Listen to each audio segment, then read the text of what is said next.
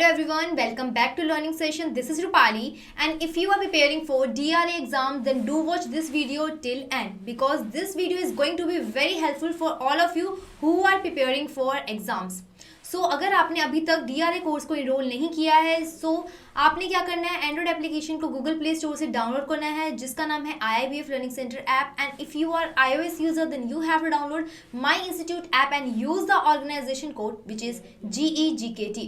Moreover, you can also join our Telegram channel as you can see the name on the screen. तो यहाँ पे आपको free PDF notes मिल जाएंगे of important topic of DRA course as well as यहाँ पे आपको mock test भी मिल जाते हैं. तो फटाफट जाके हमारे टेलीग्राम चैनल को ज्वाइन कर लीजिए अगर आपको PDF नोट्स चाहिए. और यस, यहाँ पे आपको ऑफर मिल रहा है which is flat 82% off on our all listed packs. So just you have to apply coupon code NEW2023. So after enrollment, you will be getting chapter-wise previous year question, full course videos, mega mock test and free e-PDF notes. So अगर आपको free e-PDF notes चाहिए तो हमारे Telegram channel को जल्दी से जल्दी join कर लीजिए so that आपको free e-PDF notes मिल जाए. आज की सेशन में हम रैंडमली कुछ इंपॉर्टेंट टॉपिक्स के कुछ क्वेश्चंस करने वाले हैं सो डैट आपका कुछ सिलेबस यहाँ पे कवर हो जाए एग्जाम के लिए. So let's start with the today's video.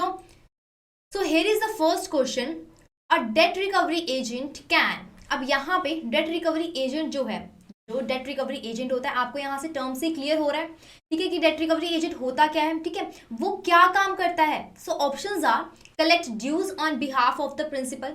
क्या वो प्रिंसिपल के बिहाफ पे ड्यूज, जो भी ड्यूज होते हैं उसको कलेक्ट करता है, या फिर जो डेट होता है उसको वेव कर देता है, ठीक है, to some extent in all cases, ठीक है.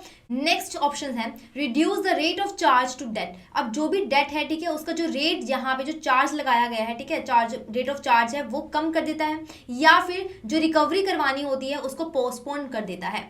What is the correct option? Yes, first question का राइट आंसर क्या है? Please let me no in the comment section box. If you have any idea please let me no in the comment section box. Date recovery agent होते क्या actually में? देखो आपको यहाँ से टर्म से क्लियर हो रहा है. इस टर्म को अगर हम बाइफिकेट करते हैं थ्री टर्म से, जैसे कि डेट रिकवरी एजेंट, तो डेट होता क्या है? जो अमाउंट होती है, जो ड्यू होती है, ठीक है, जहां से हमें लेनी होती है, ठीक है. रिकवरी मतलब कि रिकवर करवाना, उससे वापस लेना, ठीक है. Agent is what? एजेंट कोई भी एक पर्सन हो सकता है, एक एंटिटी हो सकती है, ठीक है, कोई भी पर्सन या कोई भी एंटिटी हो सकती है जो कि हेल्प करता है रिकवरी करवाने में. अब किस चीज की रिकवरी? जो कि ड्यूज होते हैं, ठीक है. इसलिए राइट ऑप्शन यहाँ पे क्या होगा? That is A option, collect dues on behalf of the principal. अब यहाँ पे प्रिंसिपल कौन होगा? प्रिंसिपल यहाँ पे कौन होगा? क्रेडिटर, जिसने पैसे उधार पे दिए हैं, जिसने पैसे उधार पे दिए हैं उसको बोलते हैं हम प्रिंसिपल, ठीक है. अब ये क्रेडिटर जो है उसके बिहाफ पे, अब क्रेडिटर यहाँ पे पैसे तो ले ही नहीं सकता, वहां पे डेटर से जाके पैसे तो ले ही नहीं सकता, तो इसीलिए वो डेट रिकवरी एजेंट को हायर करता है, ठीक है. उसके बिहाफ पे कौन काम करता है? डेट रिकवरी एजेंट, जो कि कलेक्ट करता है ड्यूज को. Is that clear? तो right option is what? A option, ठीक है. तो यहाँ पे कुछ डिस्क्रिप्शन पढ़ लेते हैं कि डेट रिकवरी एजेंट होते क्या है, ठीक है. May now defined as a person और आइडेंटिटी जो कि एंगेज होते हैं, जो कि एंगेज किए जाते हैं फाइनेंशियल इंस्टीट्यूशन के थ्रू, या फिर कोई ऐसे एंटिटी, ठीक है, जिसका पर्पस क्या होता है? फंड्स को कलेक्ट करना, ठीक है. फंड्स कौन से होंगे? जो लोन होते हैं, एडवांसेस होते हैं, किसी भी तरह का डेट जो कि डेटर्स ने ले रखा है, ठीक है. तो उस केस पे यहाँ पे डेट रिकवरी एजेंट हेल्प करता है ड्यूज को कलेक्ट करने के लिए. Is that clear? So the next question is Who appoints a collection recovery agent? तो यहाँ पे क्वेश्चन में दिया गया है कि कौन डेट रिकवरी एजेंट को अपॉइंट करता है. कौन अपॉइंट करेगा? Yes, any idea?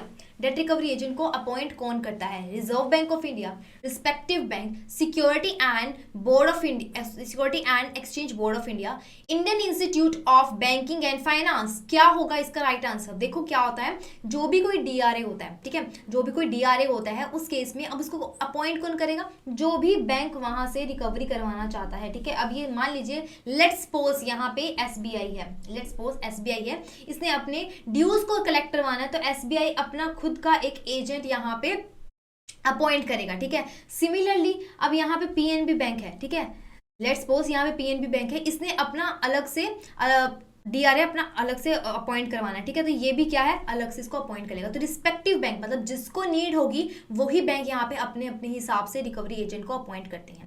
Is that clear? तो यहाँ पे राइट ऑप्शन क्या हो जाएगा? That is B option, respective bank, ठीक है.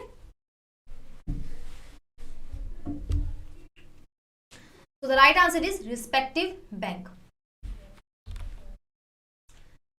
So next question पे चलते हैं. Date recovery agreement like any other contract requires. तो डेट रिकवरी एग्रीमेंट के अंदर, ठीक है, जो दूसरों की तरह कॉन्ट्रैक्ट ही होता है, उसके अंदर क्या रिक्वायरमेंट होती है, उसके अंदर क्या रिक्वायर, किस चीज की रिक्वायरमेंट होती है. So first one is acceptance by principal defaulting borrower. ठीक है, प्रिंसिपल की एक्सेप्टेंस. प्रिंसिपल यहाँ पे कौन हो गया, क्रेडिटर, जिसने पैसे दिए हैं. ठीक है, या फिर डिफॉल्टिंग बोरोवर.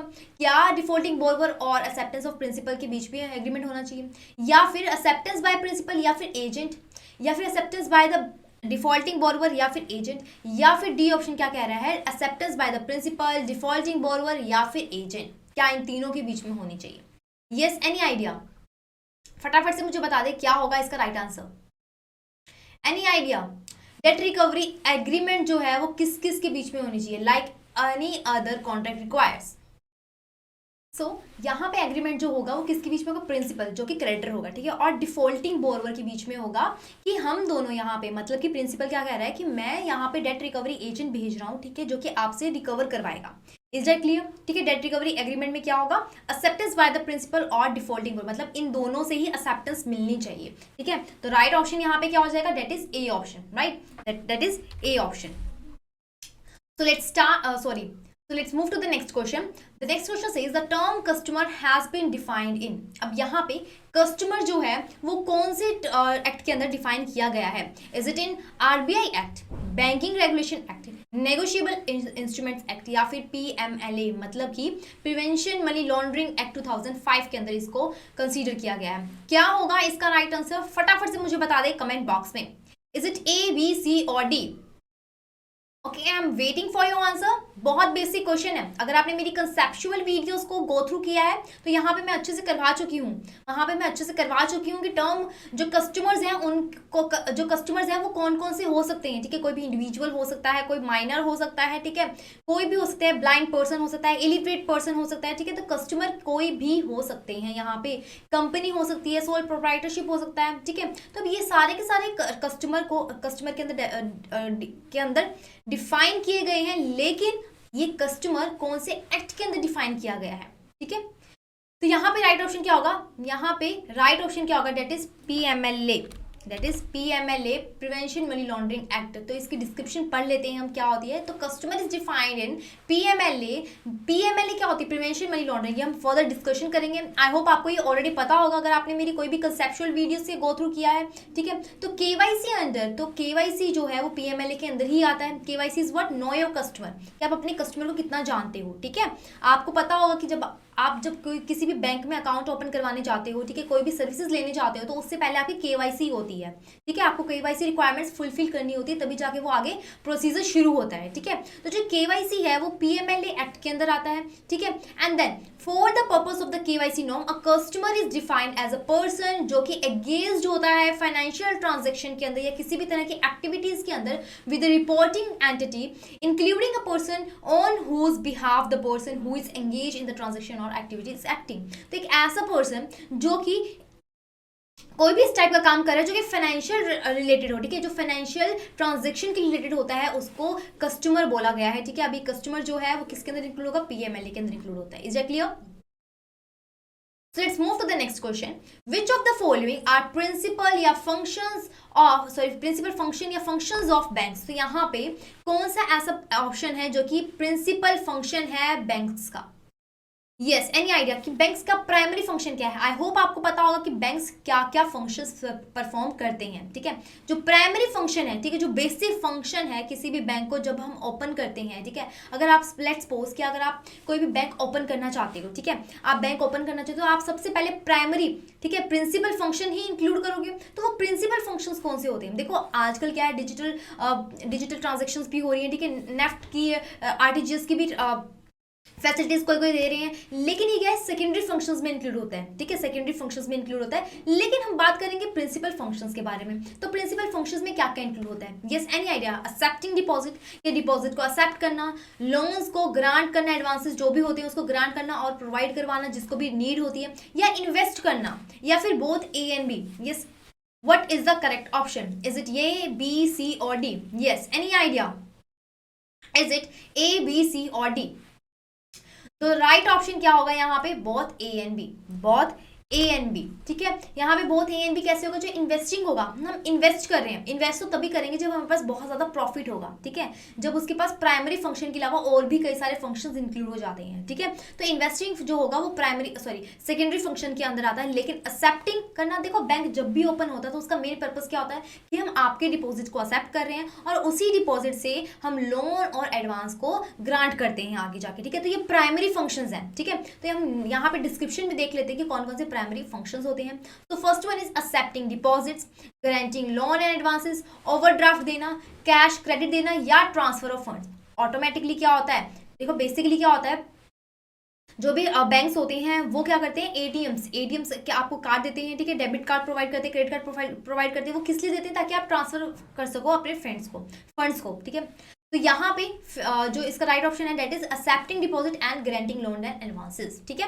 तो six question says under asset classification of NPA आपको पता होगा non performing accounts, non performing assets, ठीक है। तो एनपीए अकाउंट्स जो है जो कि 1 ईयर से लेके अप टू 3 ईयर्स तक जो रहता है, ठीक है, उस एनपीए को, ठीक है, उस जो एनपीए का एसेट होता है उसको क्या बोलते हैं, is it called substandard asset, standard asset, doubtful asset, bad debts या फिर लॉस एसेट, क्या बोलते हैं इसको। देखो एनपी यहाँ पे होता क्या एक्चुअली में, ठीक है, एनपी का होता है नॉन परफॉर्मिंग एसेट्स। अब यहाँ पे नॉन परफॉर्मिंग एसेट्स कौन से होंगे, बैंक जो है, ठीक है, बैंक जो है वो किसी भी कस्टमर को लोन प्रोवाइड करता है, ठीक है। अब लोन प्रोवाइड करेगा, अब जो कस्टमर यहाँ पे जो पैसा देगा, जो यहाँ पे कस्टमर पैसे देगा वापस, तो वो क्या होगा, बैंक के लिए एसेट होगा, ठीक है, बैंक के लिए क्या होगा, एसेट होगा। अगर वो इंस्टॉलमेंट ही नहीं पे कर रहा, ठीक है, अगर वो इंस्टॉलमेंट पे ही नहीं कर रहा, जो भी उसका स्पेसिफिक टाइम दिया गया है, तो वो एक जो ये लोन अकाउंट होगा, जो ये अकाउंट होगा, ठीक है, इस कस्टमर का, उसको क्या बोलेंगे, नॉन परफॉर्मिंग एसेट, कि ये जो एसेट है, ठीक है, जो जहां से पैसे आने थे वो परफॉर्म ही नहीं कर रहा है, ठीक है, तो इसको बोलते हैं नॉन परफॉर्मिंग एसेट। तो ओवरड्यू कब तक होना चाहिए, 90 डेज। अगर 90 डेज से ज्यादा ओवरड्यू हो गया वो, तो उसको नॉन परफॉर्मिंग एसेट में कंसीडर किया जाता है, ठीक है। अब यहाँ पे क्वेश्चन में क्या पूछा गया है, 1 ईयर से ज्यादा, ठीक है, 1 ईयर से ज्यादा होने चाहिए और लेकिन 3 ईयर्स तक होने चाहिए, 1 ईयर से ज्यादा होने चाहिए और 3 ईयर्स तक 3 ईयर्स तक होने चाहिए। तो उस एसेट को क्या बोलते हैं, ये सारे के सारे किस में आते हैं, नॉन परफॉर्मिंग एसेट्स में आते हैं। अब पहली बात तो सुन लो, जो स्टैंडर्ड एसेट है, स्टैंडर्ड एसेट जो है वो नॉन परफॉर्मिंग एसेट के अंदर वैसे इंक्लूड नहीं होता है, ठीक है। तो substandard asset, doubtful asset and loss asset ही होता है, ठीक है। अब इसके सब कैटेगरी है, ठीक है, जैसे सब स्टैंडर्ड, लॉस एसेट्स और डॉटफुल एसेट। तो अब इन तीनों में से मुझे बता दीजिए क्या होगा इसका right answer. Yes, any idea क्या होगा इसका right answer, is it A, B, C और डी? तो right answer is doubtful asset, right answer is doubtful asset. अब डाउटफुल एसेट होगा कैसे, so let's give a overview on description, ठीक है। तो यहाँ पे सब स्टैंडर्ड एसेट क्या होते हैं, ठीक है, ये सबसे क्या होता है, स्टैंडर्ड एसेट कौन सबसे लोवेस्ट रिस्क होता है, जहाँ पे क्या है, पेमेंट हो जाती है, ठीक है, जहाँ पे पेमेंट हो जाती है रियली टाइम्स पे, ठीक है। तो यहाँ पे नेक्स्ट क्या आता है, substandard asset. Substandard assets कौन से होते हैं, जो assets that has been NPA, जो एनपीए हो चुके हैं, जो 365 डेज के अंदर होते हैं, ठीक है। डाउटफुल एसेट जो 365 डेज के अंदर वो दे देते हैं। डाउटफुल एसेट्स कौन से होते हैं, जो कि परफॉर्म नहीं करते मोर देन 365 ईयर्स, मतलब 1 साल से ज्यादा, 1 साल से ज्यादा हो गया, लेकिन और किससे कम हो गया, 365 डेज से, 3 साल तक कम हो गया। आई एम सो सॉरी, मैं यहाँ पे गलती कर रही हूँ, 3 ईयर्स से कम होना चाहिए और 1 साल से ज्यादा होना चाहिए, हमें क्वेश्चन में पढ़ा था, ठीक है। यहाँ पे भी सेम लिखा गया है। लॉस एसेट्स वो होते हैं जहां पे हमने ये मान लिया कि बैंक ने ये मान लिया कि यहाँ पे ये पैसा डूब ही गया है, ठीक है, यहाँ पे कोई चांसेस ही नहीं होते रिकवर करने के लिए, मतलब कि लॉस हुआ है यहाँ पे। although there may be some salvage or recovery value according to RBI, losses are deemed uncollectible, यहाँ पे collect कर ही नहीं सकते, and of so little value that continued existence as a bankable asset is not warranted। तो यहाँ पे हम collect नहीं कर सकते, यहाँ पे कोई भी चार्जेस, किसी भी तरह के चांसेस नहीं होते कि हमें पैसे वापस आने वाले हैं। इज क्लियर, ठीक है। तो नेक्स्ट हम क्वेश्चन पे चलते हैं, which agency gives the credit score for an individual credit card holder.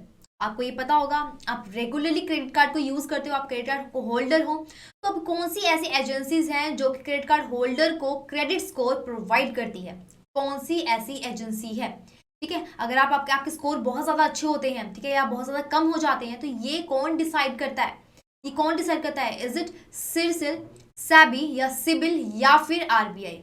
Which is the correct one, which is the correct one? आपने बहुत बार सुना होगा, अगर आप डेबिट कार्ड होल्डर भी हो, ठीक है, क्रेडिट कार्ड आप यूज नहीं करते तो भी आपने सुना होगा, तो भी आपने यहाँ पे ये सुना होगा। तो right answer is C option, the right answer is C option, that आपने सिबिल स्कोर सुना होगा, ठीक है, आपने सिबिल स्कोर सुना होगा कि मेरा सिबिल स्कोर बढ़ गया है, मेरा सिबिल स्कोर डाउन आ गया है। तो ये सिबिल स्कोर होता क्या है, that is credit information bureau India limited, ठीक है। तो ये एजेंसी है, is India leading credit information bureau. Other की प्लेयर्स जो होते हैं इंडिया के अंदर वो क्यूफेक्स होते हैं, ठीक है, या एक्सप्लेनियर होते हैं, ठीक है। Credit score are issued by the above 3 bureaus, ठीक है। जो क्रेडिट स्कोर होते हैं वो इन तीनों से ही पास आउट होती हैं, ठीक है, जो कि इंडिया के अंदर होती है, ठीक है। सिबिल स्कोर आपको पता होगा। सिबिल स्कोर से आपको याद हो जाना चाहिए कि सिबिल एक ऐसी एजेंसी है जो कि इसको क्रेडिट कार्ड को क्या करवाती है, यहाँ पे क्रेडिट स्कोर प्रोवाइड करवाती है, ठीक है। So next question says expand the term SARFAESI act. तो यहाँ पे सरफेसाई एक्ट जो है उसका टर्म हमने बताना है, मतलब उसकी फुल फॉर्म बतानी है क्या है।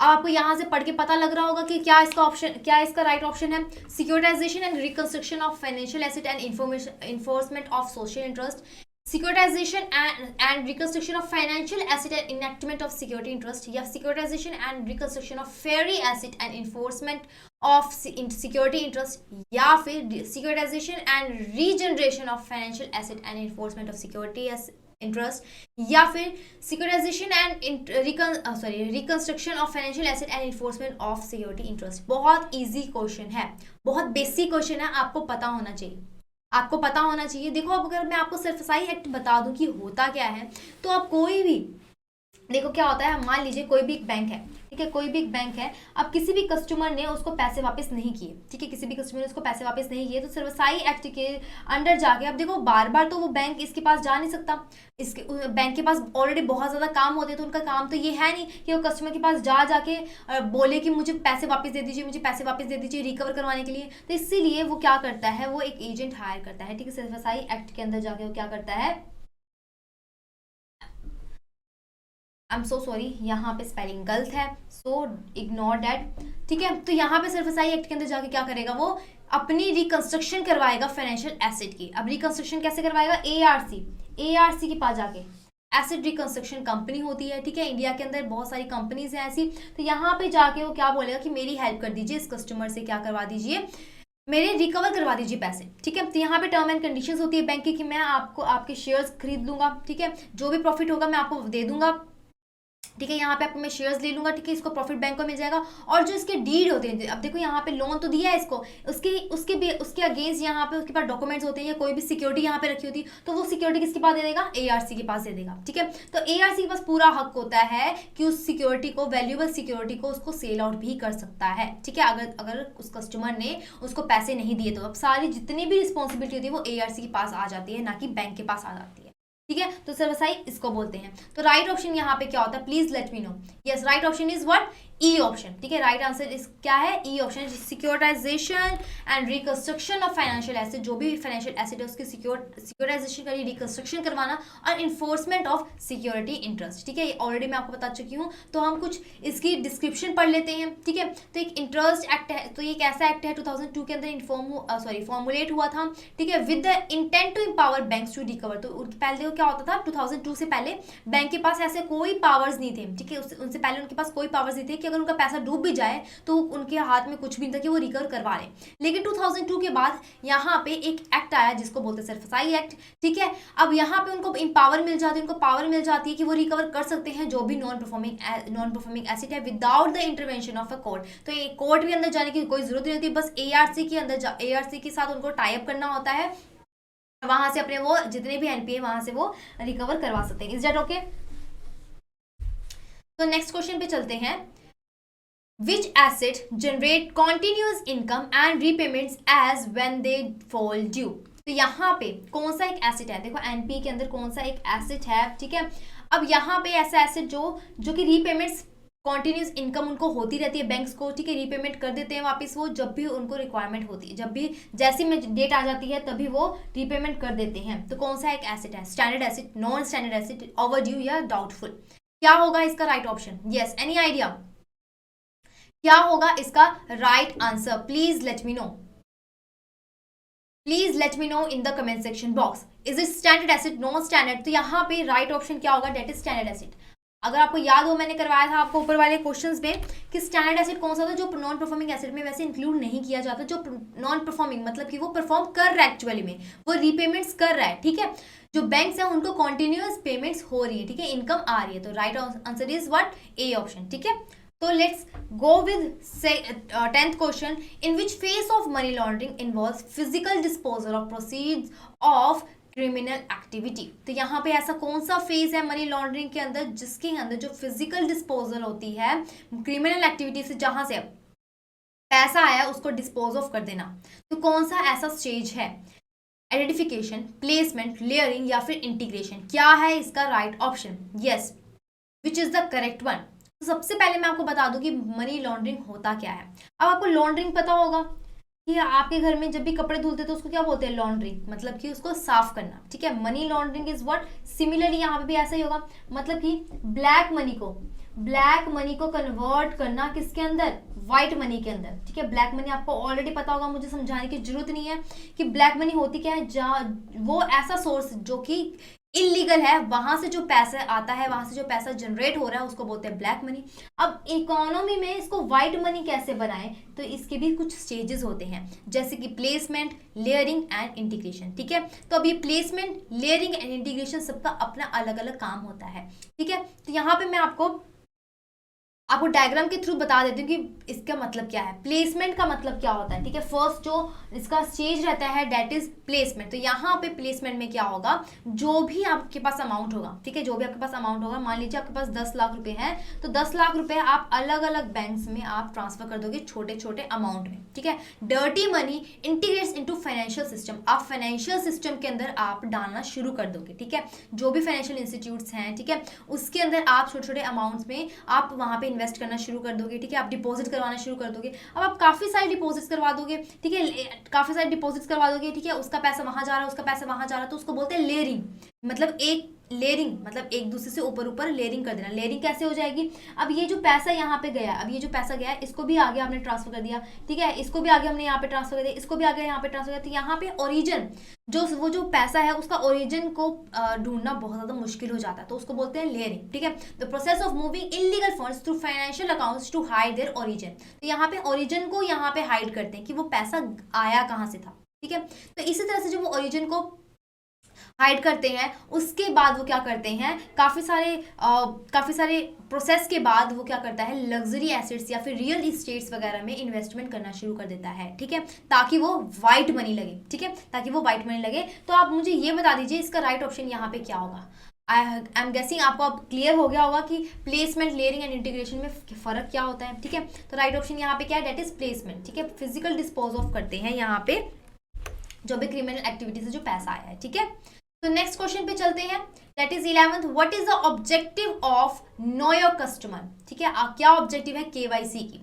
नो योर कस्टमर होता क्या है आपको पता होगा। आजकल क्या बोल रहे हैं इसको, केवाईसी को क्या बोल रहे हैं, नो योर क्लाइंट्स, ठीक है। क्या बोलते हैं, नो योर क्लाइंट्स। तब नो योर क्लाइंट्स जो है वो क्या होता है कि जो भी आप काम कर रहे हो, ठीक है, आप अकाउंट ओपन करवाने चाहते हो, तो उस केस में क्या होता है कि आपका पता लग जाए कि वो जो कस्टमर है उसका पैसा आ कहाँ से रहा है, ठीक है, वो कहाँ उसका ओरिजिन है, ठीक है, उसका सब कुछ पता कर लेना। ये किसके अंदर आता है, केवाईसी के अंदर आता है। इसीलिए ऑप्शंस में मुझे बता दीजिए कि ऑब्जेक्टिव क्या रहता है, उसका जो मेन पर्पस है केवाईसी का, उसका मेन ऑब्जेक्टिव क्या है। To provide proper accounts to the customer, offer all the transaction, क्या प्रॉपर अकाउंट्स प्रोवाइड करना, जो भी कस्टमर है जितने भी उसकी ट्रांजेक्शन हुई है done by the account holder, जो भी अकाउंट होल्डर ने किया है, या फिर टू ऑफर क्रेडिट और debit and charge card facilities which help customer payment as also borrow money. तो उनको प्रोवाइड करना क्रेडिट कार्ड, डेबिट कार्ड या चार्ज कार्ड की फैसिलिटीज, ताकि वो अपनी जो पेमेंट्स है वो इजीली कर पाए, ठीक है।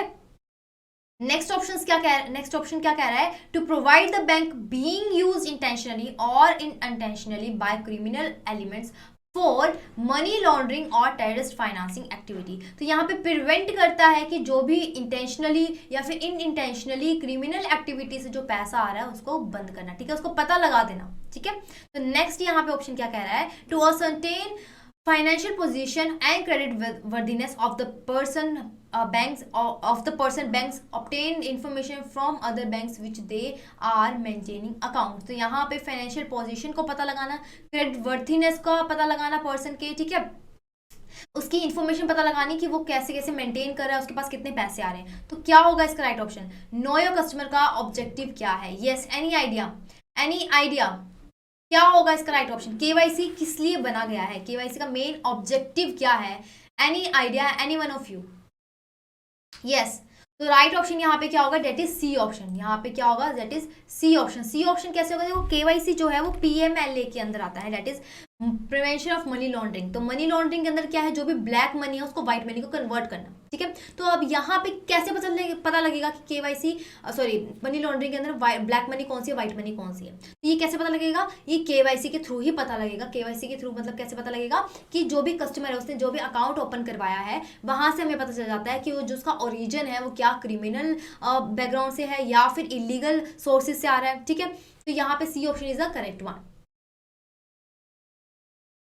ठीक है. तो केवाईसी के बारे में पढ़ लेते हैं. तो in an increasing globally economy के अंदर financial institution are vulnerable to illicit criminal activities. तो उनके लिए बहुत ज़्यादा मुश्किल हो जाता है कि कौन सी क्रिमिनल एक्टिविटीज़ हैं, कहाँ से पैसा आ रहा है, ठीक है. तो know your customer standards are design to protect financial institute. जो भी अब ये क्या है, उनके स्टैंडर्ड ऐसे इस तरह से सेट कर दिए गए हैं ताकि पता लग जाए फाइनेंशियल इंस्टीट्यूट को कि फ्रॉड कहाँ से हो रहा है, करप्शन कहाँ से हो रहा है, मनी लॉन्ड्रिंग के बारे में और टेररिस्ट फाइनेंसिंग के बारे में. तो यहाँ पे कुछ स्टेप्स आते हैं जैसे कि इस्टेब्लिश करना कस्टमर की आइडेंटिटी की, उसकी आइडेंटिटी है क्या, ठीक है, नेचर क्या है उस कस्टमर का, किस तरह से उसकी इनकम क्या है, ठीक है, बिजनेस क्या है उसका. तो ये सब उस चीज़ को पता लगा देना, ठीक है. उसका जो सोर्सेज ऑफ फंड है क्या वो लीगल है या इलीगल है, ठीक है. And excess money laundering risk associated with customers. तो यहाँ पे ये पता लगा लेना कि उस कस्टमर के साथ मनी लॉन्ड्रिंग जो रिस्क है वो हाई है, लो है, मीडियम है. तो ये पता लगा लेना क्या इस पर्सन से ये पैसे यहाँ से आ सकते हैं, ठीक है. तो उस चीज़ को देख लेना, ठीक है, ओवरव्यू कर लेना. तो दैट इज कॉल्ड केवाईसी, ठीक है. क्वेश्चन 12 क्या कह रहा है? The funds collected from the debtors. जो भी हम डेटर से कलेक्ट करते हैं, ठीक है, फंड्स को, should be send deposited bye the agent. तो वो क्रेडिटर को सेंड कर दिया जाता है जो भी उसने डिपॉजिट को कलेक्ट किया है बाय द एजेंट. अब कलेक्ट कौन करेगा? एजेंट करेगा, ठीक है. तो periodically as per the which of the following arrangement. तो किसके अरेंजमेंट के अकॉर्डिंगली वो चलेगा? किसके अरेंजमेंट के अकॉर्डिंगली चलेगा वो? एजेंसी, डेटर, क्रेडिटर या फिर एडवांस? क्या होगा इसका right answer? Yes, any idea क्या होगा इसका right option? A, B, C और D. Is it A, B, C और डी? तो यहाँ पे अगर मैं आपको बता दूं तो इसका राइट आंसर होगा that is A option, agency. Agency के एग्रीमेंट पे वो क्या करता है, जितने भी डिपॉजिट उसने लिए हैं, ठीक है, डेटर से, तो वो सारे के सारे क्रेडिटर को देगा, ठीक है. ये एग्रीमेंट पे लिखा होता है. अब क्या होता है, क्रेडिटर और क्रेडिटर मतलब कि प्रिंसिपल, ठीक है. तो प्रिंसिपल और जो भी एजेंसी होती है दोनों पार्टीज के बीच में एग्रीमेंट होता है कि अगर मैं आपसे काम करवा रहा हूं तो जो भी आपके पास पैसे आएंगे डेटर से, जो भी आप कलेक्ट करोगे वो सारे के सारे मुझे सेंड करने हैं, ठीक है. तो ये एग्रीमेंट होता है, इसको क्या बोलते हैं? Agency agreement. Is that clear? ठीक है. तो यहाँ पे डिस्क्रिप्शन पढ़ लेते हैं.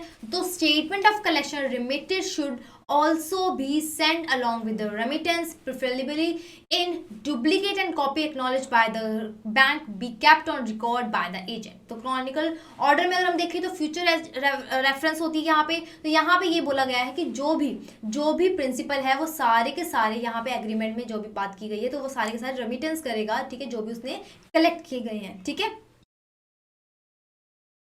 सो नेक्स्ट क्वेश्चन की तरफ चलते हैं. What is the minimum amount of money that can be transferred through RTGS?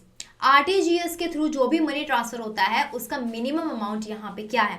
Is it 2 lakh, is it 3 lakh, 5 lakh या 10 लाख? आई होप आपको आरटीजीएस पता होगा, रियल टाइम ग्रोथ सेटलमेंट, कि इंस्टेंट, कि मतलब कि जो भी टाइम पे अगर आपने सेटलमेंट करनी है उसी टाइम पे आपको पेमेंट हो जानी चाहिए, ठीक है, ट्रांसफर हो जाता है. तो उसकी मिनिमम अमाउंट कितनी रहती है? यस, मिनिमम, इससे कम तो होनी ही नहीं चाहिए, ठीक है. ये बहुत फास्ट होता है, इसकी स्पीड बहुत ज़्यादा फास्ट होती है, रिलायबल होता है. तो इस केस में इसका मिनिमम अमाउंट कितना रहता है? इसका मिनिमम अमाउंट कितना रहेगा? Please let me no in the comment section box. So the right answer is 2 lakh. Right answer is 2 lakh यहाँ पे मिनिमम अमाउंट रहता है, ठीक है। ये इंस्टेंट यहाँ पे पेमेंट की जाती है। तो टाइमिंग यहाँ पे बैंक के अंदर कितनी रहती है, 8 AM to 4 AM तक रहती है। लिमिट यहाँ पे रहती है मिनिमम 2 लाख से लेके अप टू 25 लाख तक यहाँ पे लिमिट रहती है। चार्जेस भी डिपेंड करते हैं कि जो बैंक के ऊपर डिपेंड करते हैं, ठीक है। बैंक टू बैंक ये रिलाई करता है, राइट। अब ये 2.5 से लेके 25 तक ये इसके चार्जेस आते हैं, प्लस GST यहाँ पे रखता है। एंड फंड ट्रांसफर जो होती है यहाँ पे इंस्टेंट होती है, ठीक है। फंड ट्रांसफर जो होती है वो इंस्टेंट होती है, ठीक है। राइट आंसर क्या होता है यहाँ पे, 2 लाख होता है, ठीक है। तो नेक्स्ट क्वेश्चन पे चलते हैं। If the drawer of a cheque signs on the back for transferring the rights to another person, तो यहाँ पे अगर ड्रॉवर जो होता है, ठीक है, ड्रॉवर जो होगा वो जब चेक के ऊपर जब साइन करता है, ठीक है, बैक पे करता है, transferring the rights to another person, तो यहाँ पे वो जब चेक के ऊपर बैक पे साइन करता है, इसका मतलब क्या होता है, वो किसी और को ट्रांसफर कर रहा है, ठीक है। वो राइट दे रहा है कि वो किसी और को भी ट्रांसफर कर सकता है, ठीक है। यहाँ पे मान लीजिए, ठीक है, मान लीजिए यहाँ पे जो डोरोवर होगा, ठीक है, वो क्या है, जो राइट कर रहा है, ठीक है, जो राइट कर रहा है मतलब कि जो भी अकाउंट होल्डर है, ठीक है। डोरोवर कौन होगा, ड्रोवर जो अकाउंट होल्डर है, ठीक है। ड्रोई यहाँ पे कौन होगा, बैंक होगा, ठीक है। ड्रोई यहाँ पे कौन होगा, बैंक होगा, ठीक है। तो जो पेई होगा, पेई कौन होगा, जो बेनिफिशियरी होगा, ठीक है, जिसको पैसे मिल रहे हैं। अब बेनिफिशियरी यहाँ पे पे इंडोर्समेंट भी हो सकता है, ठीक है, इंडोर्समेंट के थ्रू भी हो सकता है।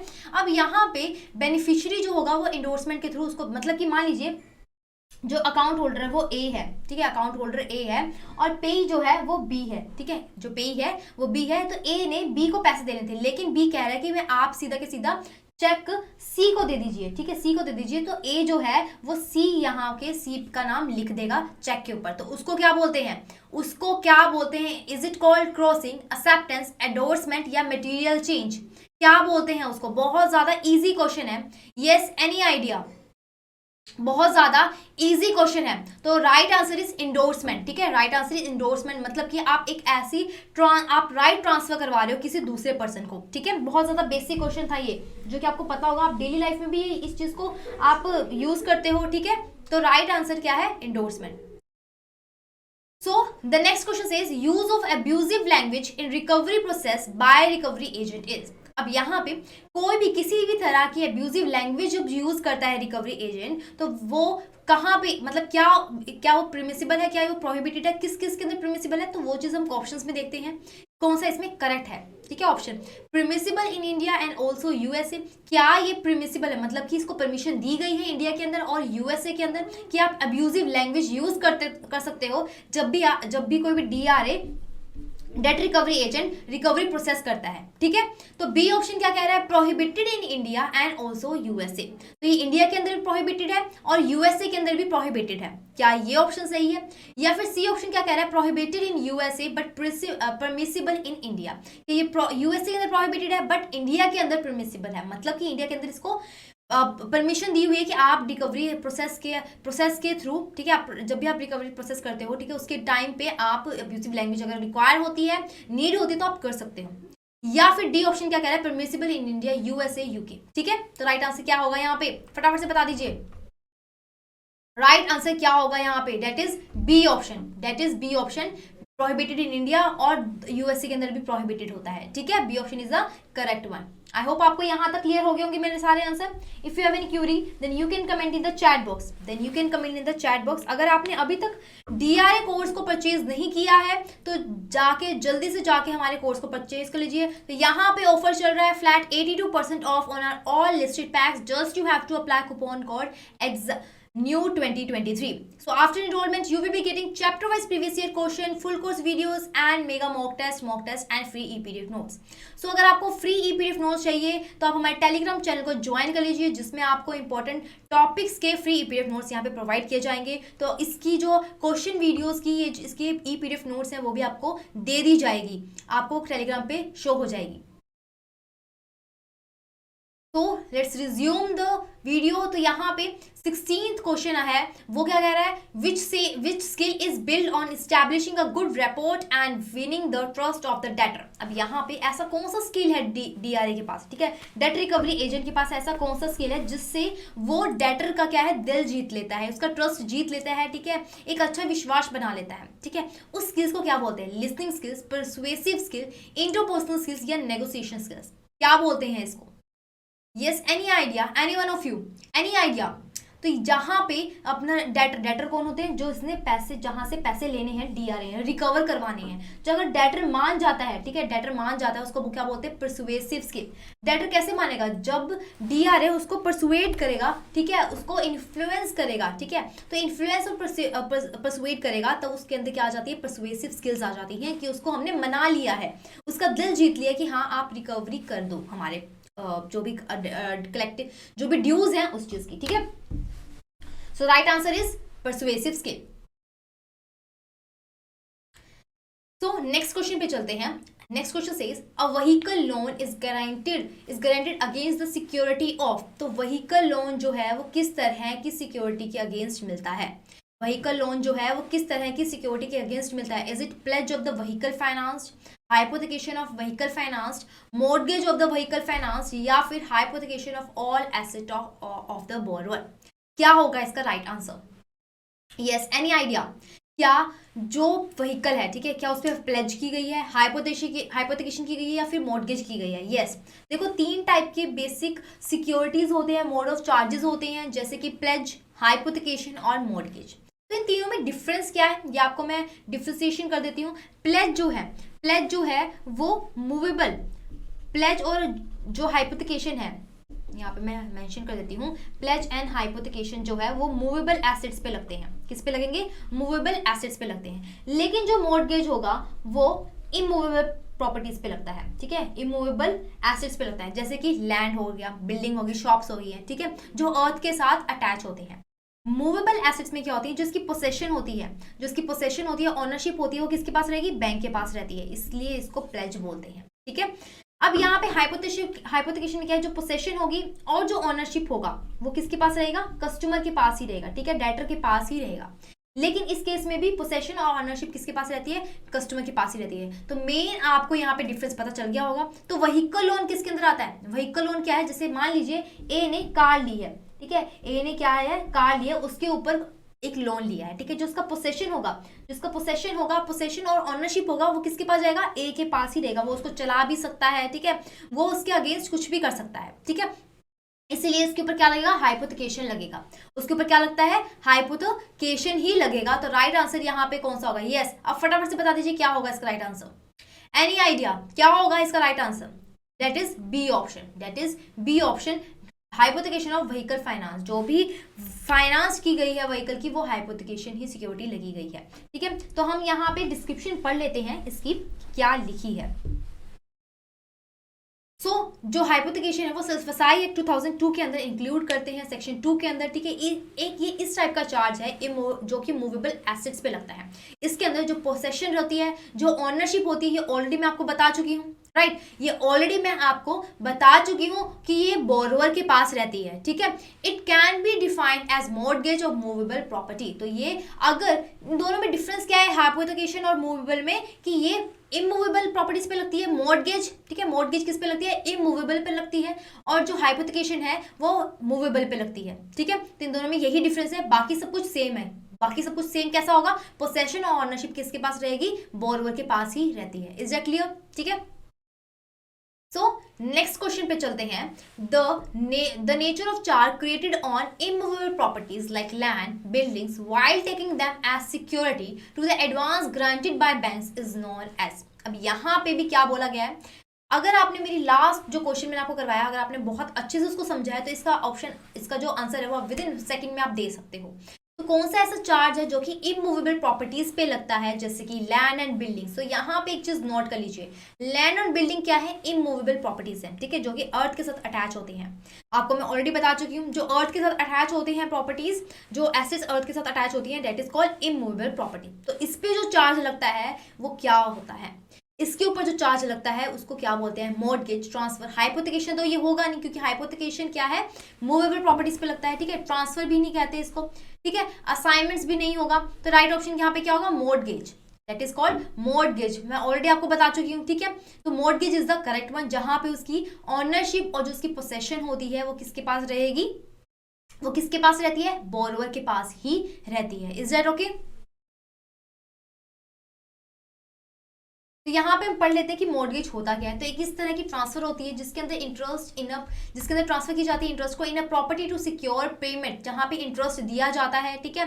किसको, बैंक को दिया जाता है, ठीक है, ताकि वो अपनी जो देखो मान लीजिए एक बैंक है, ठीक है, बैंक है, अब उसने पैसे दिए हैं उस प्रॉपर्टी के ऊपर, ठीक है, ए को पैसे दिए हैं एज अ लोन। तो ये बैंक बोल रहा है मैं ऐसे तो आपको पैसे दूंगा नहीं, तो आपको क्या करना है, मुझे सिक्योरिटी एज अ एसेट यहाँ पे रखवाना है। तो यहाँ पे घर रखवा देता है, होम लोन लिया है तो यहाँ पे घर रखवा देता है, उसने घर गिरवी रखवा देता है। तो उस केस में जब तक वो ए जो पर्सन है वो यहाँ पे इसकी पेमेंट करता रहेगा, ठीक है, तब तक यहाँ पे सिक्योर रहेगा। जैसे उसकी पेमेंट खत्म हो जाती है, जैसे उसकी सब कुछ खत्म हो जाता है, ठीक है, वो क्लियर आउट कर देता है सारे अपने लोन्स को, तो ये जो एसिड है ये वापस उसको ए को कर देते हैं। जैसे ही अगर ए ने डिफॉल्ट कर जाता है, वो पैसे नहीं दे पाता है, तो जो बैंक के पास हक है कि वो उस एसिड को कुछ भी कर सकता है, ठीक है। उसके जो डॉक्यूमेंट्स टाइटल हैं, जो टाइटल्स हैं, ठीक है, वो कहाँ पे दे सकता है, वो सेल करने के लिए दे सकता है, ठीक है। Mortgage advances money to the mortgage है, तो मॉर्गेजी जो है वो मनी को मतलब जो पैसे हैं उसको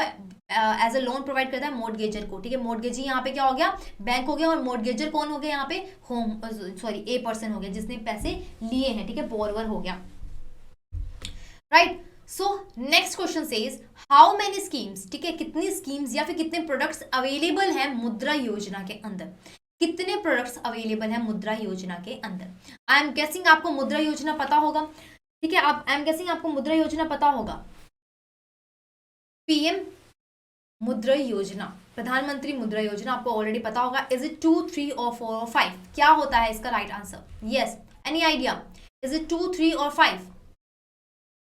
तो यहाँ पे मुद्रा योजना क्या है, यहाँ पे फंड्स प्रोवाइड किए जाते हैं, ठीक है, यहाँ पे फंड्स प्रोवाइड किए जाते हैं। इसके हम डिस्क्रिप्शन पढ़ लेते हैं, ठीक है। डिस्क्रिप्शन में क्या लिखा गया है कि गवर्नमेंट ऑफ इंडिया के थ्रू एक नया इंस्टीट्यूशन सेटअप किया गया है, ठीक है। तो यहाँ पे प्रोवाइड किए जाते हैं फंड्स को, किसको, नॉन कॉर्पोरेट को, नॉन फार्मा सेक्टर्स को, ताकि वो अपनी एक्टिविटीज को अपनी जो इनकम है, जो भी वो एक्टिविटीज कर रहे हैं, ठीक है, माइक्रो एंड स्मॉल एंटरप्राइजेस से, तो उससे वहां पे इनकम जो जनरेट कर सके, ठीक है। जिसको भी अगर क्रेडिट की नीड होती है बिलो 10 लाख, वो यहाँ पे आ सकते हैं और फंड्स यहाँ से ले सकते हैं। तो यहाँ पे 3 टाइप के प्रोडक्ट्स होते हैं, जैसे कि शिशु, किशोर एंड तरुण, ठीक है। तो राइट आंसर यहाँ पे क्या होगा, राइट आंसर यहाँ पे क्या होगा, डेट इज 3, ठीक है, डेट इज 3 ऑप्शन। तो ये अब ये होते क्या है, शिशु में क्या होता है, जिस भी एमएसएमई को 50,000 से, अगर 50,000 से कम अगर लोन चाहिए तो वो शिशु के अंदर इंक्लूड होता है। कोई भी ऐसा एमएसएमई जिसको 50,000 से लेके 5 लाख तक की अगर नीड होती है तो वो किशोर के अंदर इंक्लूड होता है। कोई भी ऐसा एमएसएमई जिसको 5 लाख से ज्यादा और 10 लाख से कम के बीच में जो अगर उनको नीड होती है तो वो तरुण के अंदर इंक्लूड होता है, ठीक है। तो राइट ऑप्शन यहाँ पे क्या था, 3 यहाँ पे प्रोडक्ट्स होते हैं पीएम मुद्रा योजना के अंदर। इज दैट, ठीक है, is that okay? So next question says in which of the following card the amount of dues from the card holder for each and every transaction is debited to card holder account as soon as each transaction is notified to the issuer। तो ऐसा कौन सा card है जब भी कोई due हो जाता है, ठीक है, जब भी कोई ड्यू हो जाता है तो जैसे ही वो कार्ड यूज करते हैं तो उस ट्रांजेक्शन की जो नोटिफिकेशन होती है वो इशुअर के पास चली जाती है, ठीक है, जो भी कार्ड होल्डर है उसके पास चली जाएगी। अब मान लीजिए आपने पेट्रोल पंप पे गए हो, ठीक है, आपने पेट्रोल फिल करवाना है, आपके पास कैश नहीं है, तो आप उस कार्ड को स्वाइप करोगे और आप वहां से उस कार्ड से अमाउंट को, जो पेमेंट है उसको पे कर दोगे, ठीक है। अब यहाँ पे जैसे ही आप पेमेंट करते हो, ठीक है, जैसे ही आप पेमेंट करते हो तो आप कार्ड होल्डर में, ठीक है, उसके फोन में या जिसके साथ अटैच है वहां पे आपकी नोटिफिकेशन आ जाएगी कि आपके इतने पैसे डेबिट हुए हैं, ठीक है। इसलिए राइट ऑप्शन क्या होगा, debit card, smart card, member card या फिर क्रेडिट कार्ड, क्या होगा इसका राइट ऑप्शन? तो इमीडिएटली वहां से क्या डिडक्ट हो जाते हैं पैसे, इमीडिएटली क्या हो जाते हैं वहां से अपने आपके अकाउंट से डिडक्ट हो जाते हैं पैसे। तो राइट ऑप्शन यहाँ पे क्या होता है? Yes, any idea? Is it A, B, C और D? The right answer is debit card, ठीक है। The right answer debit card, आपको पता होगा, आप डेली बेसिस पे यूज करते हो, ठीक है, आप डेली बेसिस पे इसको यूज करते हो, तो ऑफ कोर्स आपको ये इसके बारे में अच्छे से पता होगा, ठीक है। तो नेक्स्ट क्वेश्चन पे चलते हैं। Which of the following comes in RBI guidelines in regard to operation accounts? तो अकाउंट्स को ऑपरेट करने के लिए आरबीआई ने कौन कौन से गाइडलाइंस यहाँ पे प्रोवाइड किए गए हैं, तो ये चीज देखते हैं। क्या issuing cheque, banking hours and working hours of bank branches के, उनके लिए एक सेट कर दिए कि बैंकिंग के आवर्स इतने होने चाहिए।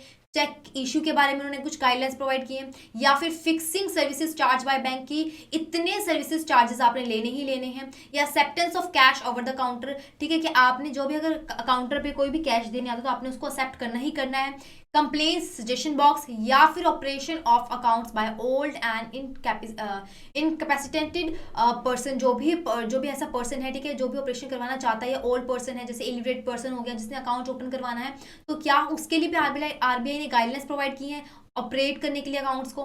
तो इसमें से राइट ऑप्शन क्या होगा? Is it first, second, third और फोर्थ?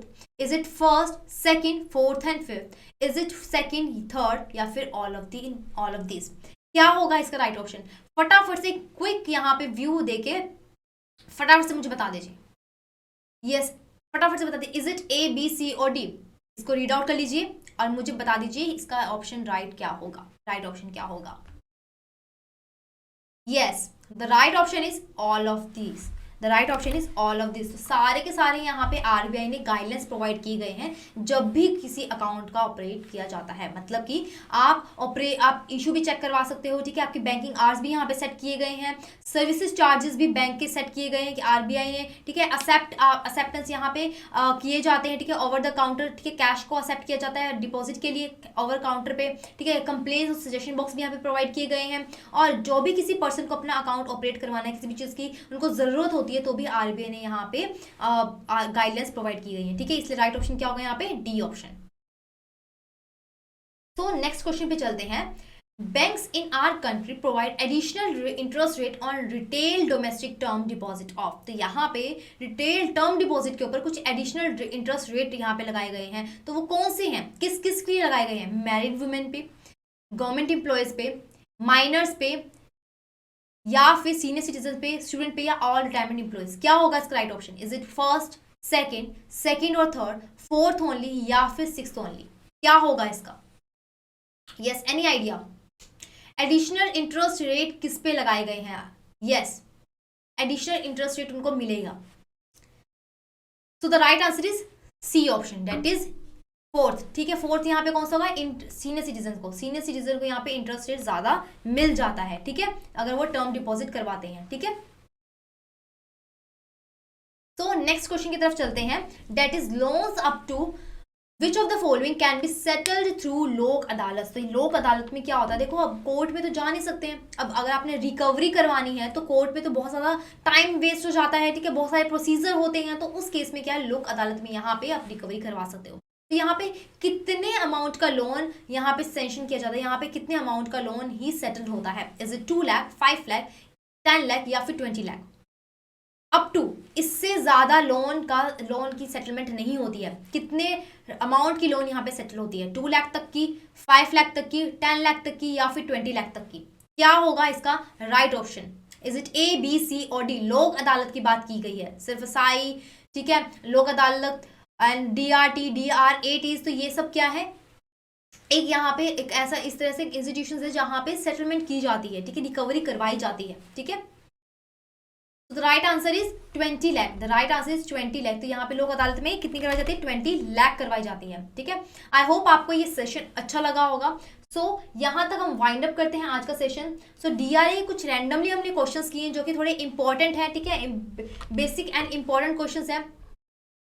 अगर आपको आज का सेशन अच्छा लगा है, do like our videos and subscribe our channel. आपको किसी भी तरह की क्यूरी होती है तो आप हमारे कमेंट बॉक्स में आप क्वेरी डाल सकते हो, और व्हाट्सएप नंबर यहाँ पे पॉपअप हो रहा है, तो यहाँ पे जाके आप क्वेरी भी डाल सकते हो।